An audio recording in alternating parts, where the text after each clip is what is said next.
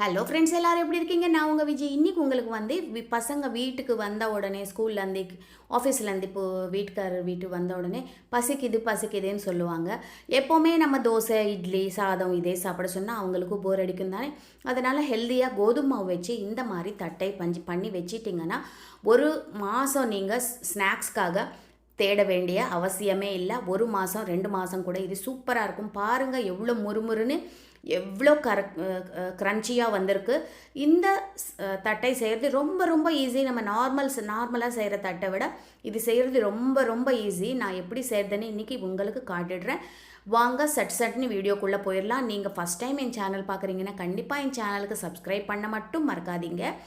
இப்போ நம்ம வீடியோக்குள்ளே போயிடலாம். இந்த தட்டை வந்து நம்ம செய்கிறதும் ரொம்ப ரொம்ப ஈஸி. ஒரே இடுக்கு ஒரு 10லேருந்து 15 போட்டு நல்லா ஃப்ரை பண்ணி எடுத்துடலாம். அந்த அளவுக்கு ஈஸியான ஒரு ஸ்நாக் ஐட்டம் இது. வந்து நம்ம சலாட் மாதிரி ஒரு ஆனியன் டமோட்டோ அதெல்லாம் போட்டு மேலே கொடுத்தோன்னா கூட சாட் மாதிரி கூட ரொம்ப நல்லாயிருக்கும். இதுக்காக நம்ம வந்து ஒரு பவுலில் ஒரு கப் கோதுமை மாவு எடுத்திருக்கேன். அப்புறம் ஒரு அரை ஸ்பூன் இது நம்ம ஓமம் இருக்கும் இல்லையா, அது போட்டிருக்கேன். அப்புறமா மெலிசாக கட் பண்ண கருவேப்பிலை ஒரு 2 கையளவு கருவேப்பிலை எடுத்துகிட்டு நல்லா மெலிசாக கட் பண்ணி போட்டுக்கோங்க. இப்போ இதில் ருசிக்கேற்ப உப்பு போட்டுக்கோங்க. மிளகாத்தூள் ஒரு அரை ஸ்பூன் போட்டுக்கோங்க. போட்டுட்டு இது எல்லாம் கொஞ்சம் ஒரு 2 ஸ்பூன் எண்ணெய் விட்டுக்கோங்க. எண்ணெய் விட்டுக்கலாம், இல்லைன்னா நெய் கூட விட்டுக்கலாம். விட்டுட்டு இது நல்லா ஒரு வாட்டி ஃபஸ்ட்டு மிக்ஸ் பண்ணிவிடுங்க. நம்ம போட்ட உப்பு காரம் அப்புறம் எண்ணெய் இதெல்லாம் நல்லா ஒரு வாட்டி மாவில் மிக்ஸ் ஆகணும். மிக்ஸ் ஆனதுக்கப்புறம் நம்ம இதில் தண்ணி ஊற்றிட்டு நம்ம பூரி மாவு பிசைவோம் இல்லையா, சப்பாத்தி மாவு பூரி மாவு பிசைவோம் இல்லையா, அந்த மாதிரி நம்ம தண்ணி தெளிச்சுட்டு நம்ம கொஞ்சம் கொஞ்சமாக தண்ணி தெளிச்சுட்டு இது மாவு வந்து நல்லா பூரி மாவு பதத்துக்கு பிசைஞ்சு வச்சுக்கணும். இது வந்து நம்ம ஊற வைக்கணும் 1/2 மணி நேரம் அப்படி எதுவுமே இல்லைங்க. ஒரு வாட்டி பிசைஞ்சிட்டு உடனே நம்ம செஞ்சிடலாம். அதுக்கு நம்ம இந்த மாவு பிசைறதுக்குள்ளே நம்ம எண்ணெய் சூடு வச்சிட்டோன்னு வச்சுக்கோங்க. இது வந்து ஒரு 10 நிமிஷத்தில் நம்மளுக்கு ரெடி ஆகிடும். அந்த அளவுக்கு ஒரு ஈஸியான ஒரு சுவையான ஒரு ஸ்நாக் இது. பாருங்கள், இந்த மாதிரி மாவு நல்லா பிசைஞ்சியாச்சு. இது நம்ம நல்லா இந்த மாதிரி மிக்ஸ் பண்ணிவிட்டு நம்ம இதுக்குள்ளே எண்ணெய் சூடு பண்ணிக்கலாம். நல்லா மாவு பிசைஞ்சதுக்கப்புறம் நல்லா இது வந்து மேஷ் பண்ணிவிட்டு நல்லா ஒரு கையில் நல்லா மசிச்சுட்டு நல்லா பிசையுங்க. அப்போ தான் நம்மளுக்கு நம்ம செய்கிற தட்டை சூப்பராக வரும். இந்த மாதிரி நல்லா மிக்ஸ் பண்ணி வச்சுட்டேன்.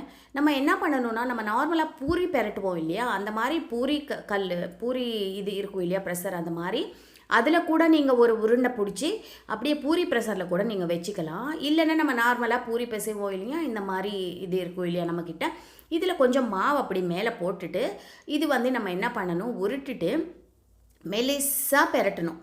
நம்ம எவ்வளோ மெலிசாக பண்ணுறோமோ அவ்வளோ கிறிஸ்பியாக நம்மளுக்கு இந்த தட்டை வரும். இந்த மாதிரி பாருங்கள், ஃபுல்லாக நம்ம இந்த இதுக்கு ஃபுல்லாக இப்படி நல்லா மெலிசாக நம்ம பூரி மாதிரி நம்ம தட்டிடலாம். இது என்ன நான் சொல்கிறேன்னா, நம்ம பூரி ப்ரெஷர் இருந்தால் சின்ன சின்ன உருண்டையாக பிடிச்சி டைரெக்டாக ஒரு சின்ன சின்ன உருண்டையாக பிடிச்சி டைரெக்டாகவும் ப்ரெஸ் பண்ணிடலாம். இல்லை நம்மக்கிட்ட பூரி ப்ரெஷர் இல்லை, அந்த மாதிரி டைமில் நம்ம என்ன பண்ணணும்னா, இந்த மாதிரி நல்லா மெலிஸாக ஃபுல்லாக இந்த மாதிரி பெரட்டி விட்டுக்கோங்க.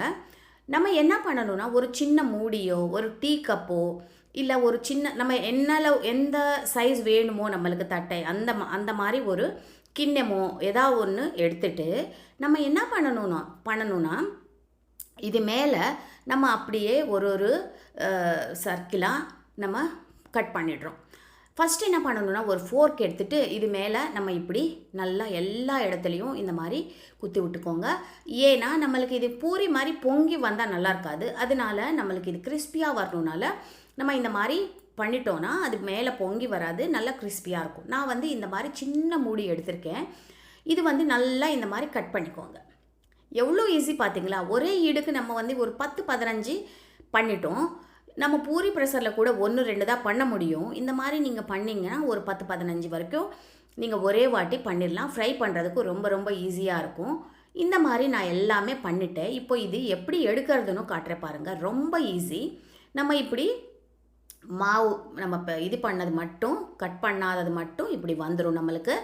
அப்புறமா ரவுண்டாக அழகாக நம்ம தட்டையெல்லாம் எவ்வளோ அழகாக இருக்குது பாருங்கள். கரெக்டாக எல்லாமே ஒரே சைஸு, ஒரு பார்க்குறதுக்கும் அழகாக இருந்தால் தான் நம்மளுக்கு சாப்பிடணும்னு தோணும். இப்போ பார்த்தீங்கன்னா கரெக்டாக ஒரே அளவுக்கு அந்த கலர், அந்த கருவேப்பிலை அங்கங்கே தெரியுது. அப்படியே நம்மளுக்கு சாப்பிடணும்னு தோணும். அந்த மாதிரி தட்டையெல்லாம் நம்ம ரெடி பண்ணிட்டோம். ரெடி பண்ணதுக்கப்புறம் என்னென்னா, நம்ம எண்ணெயும் சூடாயிடுச்சு. நம்ம இதில் எண்ணெயில் போட்டுட்டு பொரிச்சிக்க வேண்டியது தான். ஆனால் இங்கே நம்ம வந்து சில டிப்ஸ் எல்லாம் ஃபாலோ பண்ணணும். இல்லைன்னா இது நமத்தி போயிடும். இதுக்கு வந்து நம்ம என்ன பண்ணணும், எண்ணெய் நல்லா காஞ்சிடுச்சு. இப்போ நம்ம எண்ணெய் சிம்மில் வச்சிடலாம். வச்சுட்டு இந்த தட்டையெல்லாம் இதில் போட்டுடலாம்.